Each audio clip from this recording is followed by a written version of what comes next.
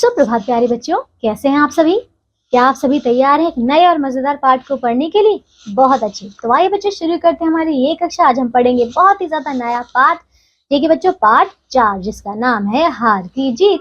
ठीक है बच्चों, तो ये कहानी होने वाली है, बहुत अच्छी सीख देने वाली कहानी है। तो चलिए बड़े ध्यान से सुनिएगा इस कहानी को। ठीक है, आइए शुरू करते हैं। देखिए, माँ को अपने बेटे और किसान को अपने लहलहाते खेत देखकर जो आनंद आता है, वही आनंद बाबा भारती को अपना घोड़ा देखकर आता था। तो बच्चों ये बात हो रही है बाबा भारती की। ठीक है, उन्हें अपने घोड़े से बहुत प्यार था, है ना। देखो, भगवत भजन से जो समय बचता वह घोड़े को अर्पण हो जाता, है ना। वह घोड़ा बड़ा सुंदर था, बड़ा बलवान। उसकी जोड़ का घोड़ा सारे इलाके में ना था। ठीक है बच्चों, वो जो घोड़ा था बच्चों बहुत ही ज्यादा सुंदर और बलवान था। ठीक है, इसीलिए वो उसे बहुत प्यार करते थे। बाबा भारती उसे सुल्तान कहकर पुकारते, अपने हाथ से खरहरा करते, खुद दाना खिलाते और देख देख कर प्रसन्न होते थे, है ना। उन्होंने रुपया, माल, असबाब, जमीन, है ना, आदि सब कुछ जो है बच्चों सब कुछ छोड़ दिया था। यहाँ तक कि उन्हें नगर के जीवन से भी घृणा थी। तो देखा बच्चों, उन्होंने सब कुछ जो है त्याग दिया था, सब कुछ बच्चों, धन दौलत, ठीक है, परिवार, सब कुछ। अब देखो, अब गांव से बाहर एक छोटे से मंदिर में रहते और भगवान का भजन करते थे। मैं सुल्तान के बिना नहीं रह सकूंगा, उन्हें ऐसी भ्रांति सी हो गई थी, है ना बच्चों। तो बच्चों वो ऐसे ही सोचते थे कि वो उसके बिना नहीं रह सकते। वे उसकी चाल पर लट्टू थे। कहते, ऐसा चलता है जैसे मोर घटा को देखकर नाच रहा हो।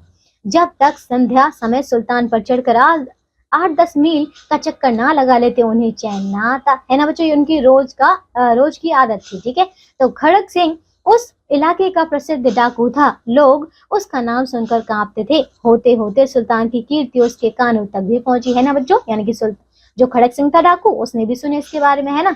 उसका हृदय उसे देखने के लिए अधीर हो उठा। एक दिन वह दोपहर के समय बाबा भारती के पास पहुंचा और नमस्कार करके बैठ गया, है ना बच्चों। बाबा भारती ने पूछा, खड़क सिंह क्या हाल है ना, ऐसा उन्होंने पूछा। अब खड़क सिंह ने सिर झुकाकर उत्तर दिया, आपकी दया है, कहो इधर कैसे आए, है ना, ऐसा पूछा। फिर सुल्तान की चाह खींच लाइए, खड़क सिंह ने कहा। ठीक है, विचित्र जानवर है, देखोगे तो प्रसन्न हो जाओगे, ऐसा कहा बाबा भारती ने। फिर, मैंने भी बड़ी प्रशंसा सुनी है, उसकी चाल तुम्हारा मन मोह लेगी। देखने में बच्चों अब तारीफ हो रही है यहाँ पे इस घोड़े की, है ना। देखो, कहते हैं देखने में भी बहुत सुंदर है ना।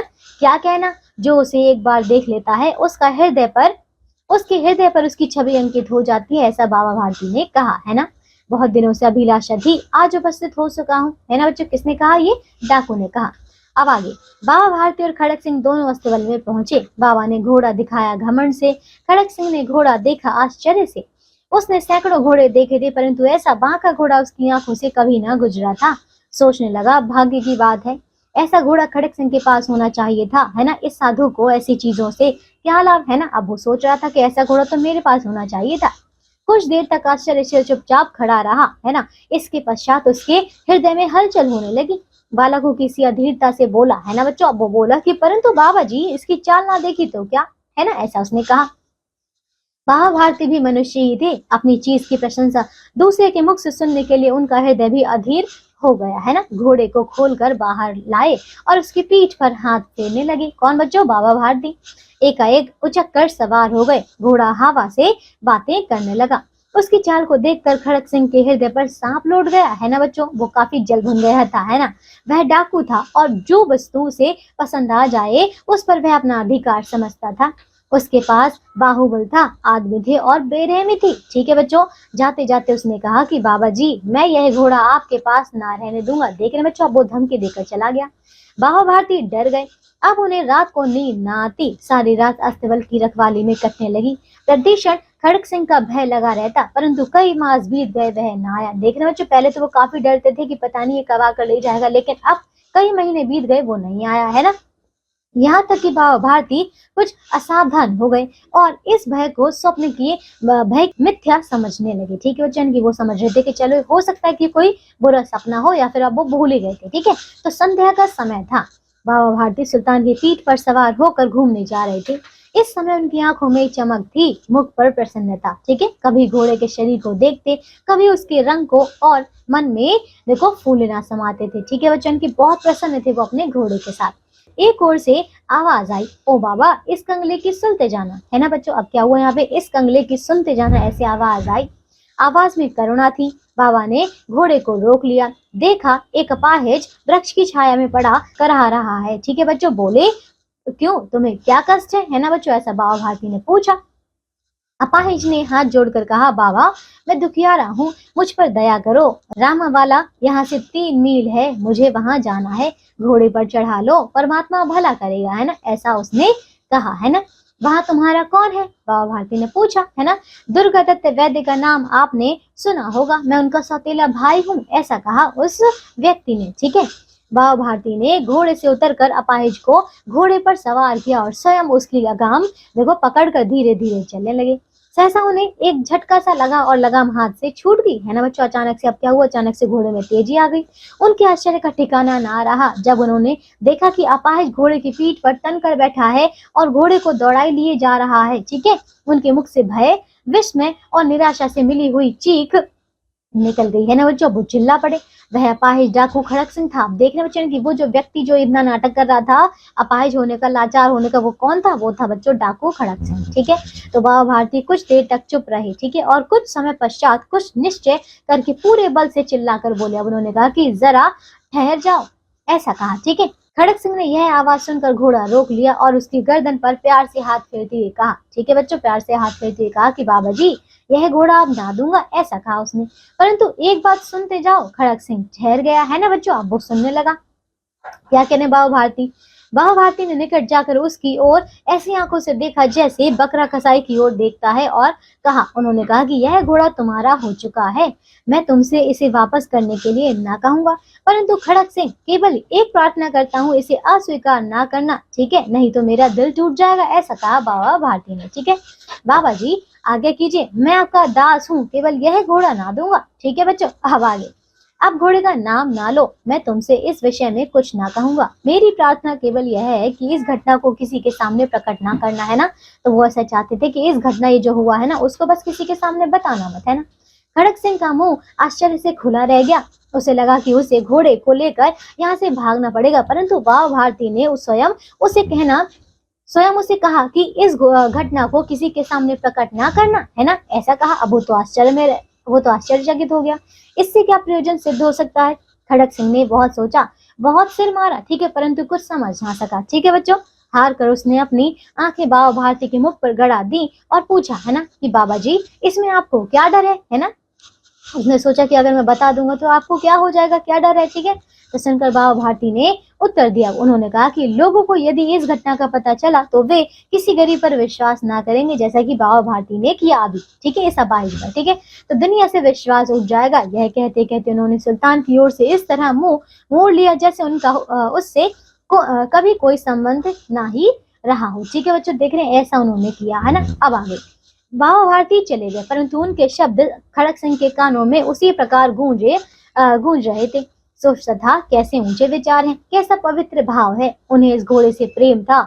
इसे देखकर उनका मुख फूल की नाई खिल जाता था। कहते थे इसके बिना मैं रह ना सकूंगा। ठीक है, ये बातें वो सोच रहा था और इसकी रखवाली में वे कई रात जो है सोए नहीं, भजन भक्त ना कर रखवाली करते रहे, परंतु आज उनके मुख पर दुख की रेखा तक दिखाई ना पड़ती थी, ऐसा सोच रहा था। ठीक है, उन्हें केवल यह ख्याल था कि कहीं लोग गरीबों पर विश्वास करना ना छोड़ दें। ठीक है बच्चों, अब आगे। रात के अंधेरे में खड़क सिंह बाबा भारती के मंदिर में पहुंचा। चारों ओर सन्नाटा था, आकाश में तारे टिमटिमा रहे थे, थोड़ी दूर पर गांव के कुत्ते भौंक रहे थे। ठीक है बच्चों, अब देखिए एकदम शांति थी, चारों तरफ सन्नाटा था, मंदिर के अंदर कोई शब्द सुनाई ना देता था। खड़क सिंह सुल्तान की बाग पकड़े हुए था। ठीक है बच्चों, वह धीरे धीरे अस्तबल के फाटक पर पहुंचा। फाटक खुला पड़ा था। किसी समय वहां बाबा भारती स्वयं लाठी लेकर पहरा देते थे, परंतु आज उन्हें किसी चोरी, किसी डाके का भय ना था, है ना बच्चों। आज वो बिल्कुल निश्चिंत होकर जो है बिना डरे सो रहे थे। ठीक है, खड़क सिंह ने आगे बढ़कर सुल्तान को उसके स्थान पर बांध दिया और बाहर निकलकर सावधानी से फाटक बंद कर दिया। इस समय उसकी आंखों में पश्चाताप के आंसू थे। देख रहे हो बच्चों, अब उसे अपनी गलती का एहसास हो रहा था। ठीक है, और जो बाबा भारती ने कहा उससे उसका हृदय परिवर्तन भी हो गया था। ठीक है, तो अब वो रो रहा था। रात्रि का तीसरा पहर बीत चुका था। चौथा पहर आरंभ होते ही बाबा भारती ने अपनी कुटिया से बाहर निकल ठंडे जल से स्नान किया। उसके पश्चात इस प्रकार जैसे कोई स्वप्न में चल रहा हो उनके पांव अस्तबल की ओर बढ़े। ठीक है, परंतु फाटक पर पहुंचकर उनको अपनी भूल प्रतीत हुई। ठीक है बच्चों, जो उन्होंने सोचा था शायद कि घोड़ा अभी भी होगा, तो वो देखने जा रहे थे। अचानक उन्हें याद आया कि नहीं, अब तो घोड़ा है ही नहीं उनके पास। ठीक है, तो फिर क्या हुआ, वो चुप हो गए, रुक गए वहीं पे। साथ ही घोर निराशा ने पाँव को मन मन भर कर भारी बना दिया। ठीक है, वे वहीं रुक गए। घोड़े ने अपने स्वामी के पाँव की चाप को पहचान लिया। क्या बच्चों, पाँव की चाप जो थी उनको पहचान लिया और जोर से हिनहिनाया। अब बाबा भारती आश्चर्य और प्रसन्नता से दौड़ते हुए अंदर और अपने घोड़े के गले से लिपट कर इस प्रकार रोने लगे मानो कोई पिता बहुत दिन से छुड़े पुत्र से मिल रहा हो। बार बार उसकी पीठ पर हाथ फेरते, बार बार उसके मुंह पर थपकियां देते और कहते थे, अब कोई गरीबों की सहायता से मुंह ना मोड़ेगा। तो देखा बच्चों आपने, यानी कि अब वो प्रसन्न थे और उन्होंने कहा कि हाँ अब ठीक है, और अब कोई भी गरीबों की सहायता से मुंह नहीं मोड़ेगा। थोड़ी देर के बाद जब वह अस्तबल से बाहर निकले तो उनकी आंखों से आंसू बह रहे थे। ये आंसू उसी भूमि पर ठीक उसी जगह गिर रहे थे जहां बाहर निकलने के बाद खड़क सिंह खड़ा होकर रोया था। ठीक है बच्चों, दोनों के आंसुओं का उस भूमि की मिट्टी पर परस्पर मेल हो गया। तो देखा बच्चा आपने, ये था हमारा पाठ जिसमें हमने देखा कि बाबा भारती के शब्दों से एक डाकू का हृदय परिवर्तन हो गया है ना। तो बच्चों इस पाठ के लेखक है सुदर्शन। ठीक है, आइए अब देखो लेखक से परिचय करते हैं बच्चों। तो यह कहानी हिंदी के प्रसिद्ध कहानियों में से एक है और इसे हिंदी के प्रसिद्ध लेखक सुदर्शन ने लिखा है। सुदर्शन का वास्तविक नाम बद्रीनाथ भट्ट था।